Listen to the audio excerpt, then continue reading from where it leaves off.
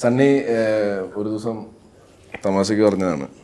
അപ്പം ഞാൻ പറഞ്ഞ് സണ്ണി അതെ എൻ്റെ ഒരു പടത്തിൻ്റെ ഫസ്റ്റ് ലുക്ക് DQ-ൻ്റെ ഞാൻ ഈ ദിവസം പോസ്റ്റ് ചെയ്യാൻ വേണ്ടി പറഞ്ഞു.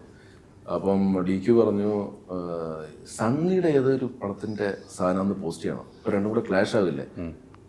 അപ്പോൾ പറഞ്ഞ് അപ്പോൾ സണ്ണി പറഞ്ഞാൽ അത് മറ്റേ പടമാണ്, അപ്പോൾ അത് പ്രശ്നമുണ്ടെന്ന് ചോദിച്ചു. പറഞ്ഞില്ല. അപ്പോൾ സണ്ണിയുടെ ആകട്ടെ ഞാനപ്പോൾ അത് വേറെ ദിവസം പോസ്റ്റ്മോർട്ടം ചെയ്തുള്ളത് പറഞ്ഞു. അപ്പം സണ്ണി എന്നിട്ട് പറയുകയാണേ, ദുൽഖർ സണ്ണി വെയിനും സൈജു കുറുപ്പിനും ഫേസ്ബുക്ക് പേജ് തീരെഴുതി തന്നിരിക്കുന്നത്. അല്ലേ? അത് കറക്റ്റ് വെച്ചാൽ നമ്മുടെ മിക്കവാറും ഞങ്ങളുടെ പടങ്ങളുടെ ഫസ്റ്റ് ലുക്ക് അദ്ദേഹമാണ്. അതെ അതെ അതെ അതെ അതെ നിങ്ങൾ രണ്ടുപേരും അല്ലെങ്കിൽ ട്രെയിലർ എന്തെങ്കിലുമൊക്കെ ആയിട്ട് പുള്ളിയുടെ ഫേസ്ബുക്ക് പേജിൽ നമ്മൾ വരാറുള്ളത്. നിങ്ങളായിട്ട് ഭയങ്കര അടുപ്പമാണ്. മലയാള സിനിമയിൽ എല്ലാവർക്കും അറിയാം നിങ്ങൾ രണ്ടുപേരും DQ-ആയിട്ടുള്ള ബന്ധങ്ങളും അടുപ്പങ്ങളും എവിടെയും ഒരു സ്വാതന്ത്ര്യത്തോടെ സംസാരിക്കാനും കയറി ചെല്ലാനും പറ്റിയ സുഹൃത്തുക്കൾ, അതൊക്കെ വലിയ ഭാഗ്യമാണ്. ഈ സമയങ്ങളിലൊക്കെ ഇത്തരം ഒരു കൂട്ടുകെട്ട് നിലനിൽക്കുന്നത് തന്നെ നല്ല മനുഷ്യർക്ക് കിട്ടുന്ന ഏറ്റവും വലിയ ഭാഗ്യത്തിലൊന്നാണ് നിങ്ങൾ രണ്ടുപേരും, അതിനൊപ്പം ഞങ്ങളും അല്ലേ. ഞാൻ ചോദിക്കാൻ വരുമായിരുന്നു, അപ്പൊ ഞാനും സണ്ണിച്ചനും ഫ്രണ്ട്സ് അല്ലേ, അപ്പൊ ഞാനും ദുൽഖറും ഫ്രണ്ട്സ് ആവുമോ? പിന്നെ വല്ലാത്തൊരു ചോദ്യം കേട്ടോ. എല്ലാവരും ഫ്രണ്ട്സാകും. ഇവർക്കൊന്നും അങ്ങനെയൊന്നുമില്ല. ഇവരെല്ലാവരും പരിചയപ്പെടുത്തുന്ന ആളുകളാണ്, വർഷങ്ങളായിട്ട് നമ്മൾ കാണുന്നതല്ലേ. എന്തായാലും ഈ സിനിമയുടെ ഒരു യാത്ര നമുക്ക് ഈ മെയ് 16 തുടങ്ങുകയാണ്. അതിനുശേഷം ഈ സിനിമ കണ്ടതിന് ശേഷം നമുക്ക് കൂടുതൽ സംസാരിക്കാൻ പോലും പറ്റുള്ളൂ. ഈ സിനിമയുടെ ഉള്ളടക്കം നമുക്ക് പറയാൻ പറ്റാം. ഇത് വേറെ കുറേ ആർട്ടിസ്റ്റുകളുണ്ട്. മൊത്തത്തിൽ ആർട്ടിസ്റ്റുകളൊന്നും നമുക്കിപ്പം ഡയറക്റ്റ് ഇല്ലാതെ നിങ്ങളോട് ചോദിക്കാൻ പറ്റുള്ളൂ. എനിക്ക് മണികണ്ഠൻ ചേട്ടനുണ്ട്, മണികണ്ഠൻ പട്ടാമ്പി, ഒരു അടിപൊളി ക്യാരക്ടറാണ്. മണികണ്ഠൻ ചേട്ടനെ പറ്റി ഞാൻ ആലോചിക്കാറുണ്ട്. അതായത് അദ്ദേഹത്തിന് ഏത് സിനിമ കഥയാണെങ്കിലും അദ്ദേഹത്തിന് പറ്റിയൊരു ക്യാരക്ടറിൻ്റെ അത് കാണാം. അങ്ങനത്തെ ഒരു ആക്ടറാണ്. അദ്ദേഹത്തിൻ്റെ വോയിസും അദ്ദേഹത്തിൻ്റെ പേഴ്സണാലിറ്റിയും ഒക്കെ ഏതിലേക്ക് നമുക്കിപ്പം ഭരതനാട്യത്തിൽ തന്നെ വെളിച്ചപ്പാടായിട്ടാണ്. ഇപ്പോൾ ചിലപ്പോൾ ഒരുപക്ഷെ എന്നെ വെളിച്ചപ്പാടായിട്ട് വിളിക്കുമ്പോൾ ഞാനൊന്ന് റീതിങ്ക് ചെയ്യും, എനിക്കത് ചെയ്യാൻ പറ്റുമല്ലോ എന്ന്.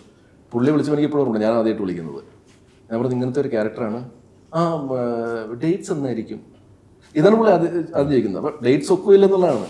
പുള്ളി റെഡിയാണ്. അല്ലെങ്കിൽ അപ്പം അദ്ദേഹമുണ്ട്, പിന്നെ ബാലാജി ശർമ്മ, ദിനേശ് പ്രഭാകർ, അങ്ങനെ കുറച്ച് പേര് അല്ലേ. ബാക്കി നമ്മുടെ 2 കുട്ടികളുണ്ട്. ഞാൻ ആ കുട്ടികളുടെ പോസ്റ്റർ ഗംഭീരമായിട്ട് വെച്ചിട്ടുണ്ട്. അപ്പോൾ കുട്ടികൾക്ക് വലിയ പ്രാധാന്യം ഉണ്ടെന്ന് എനിക്ക് തോന്നുന്നു. അതെ അതെ അതെ. ഒന്ന് ഞങ്ങളുടെ മോളായിട്ട് അഭിനയിക്കുന്ന കുട്ടിയാണ് അപ്പുറത്തെ സൈഡ്. ഇപ്പുറത്തെ സൈഡിൽ സണ്ണി പറഞ്ഞ പാട്ട് ആലപിക്കുന്ന ആ കുട്ടിയാണ് അല്ലേ. അവർക്കും വലിയ ഒരു പ്രാധാന്യമുള്ള ചെമ്പിൽ അശോകൻ ചേട്ടനുണ്ട്. ഈ സണ്ണി കുറേ പോലീസ് വേഷങ്ങൾ ചെയ്തിട്ടുണ്ട് അല്ലേ. പോലീസ് വേഷങ്ങൾ ചെയ്തിട്ടുണ്ട്. അത്തരം വേഷങ്ങൾ തുടർച്ചയായിട്ട് ചില സമയത്ത് പോലീസ് വേഷങ്ങളിലേക്ക് മാത്രം സണ്ണി മാറിയിട്ടുണ്ട്. അടുപ്പിച്ച് പോലീസ് വേഷം ചെയ്തിട്ടുണ്ട്, പല രീതിക്കുള്ള വേഷങ്ങൾ.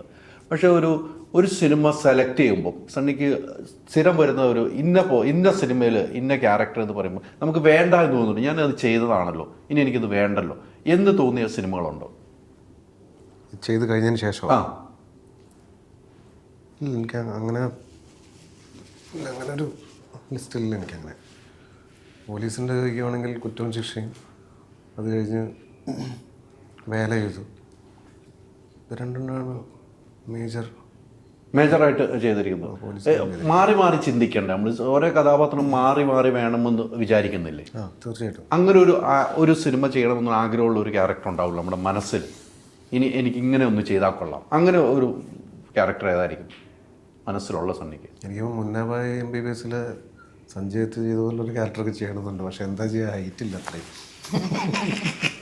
ചില സിനിമകൾ അങ്ങനെയാണല്ലേ.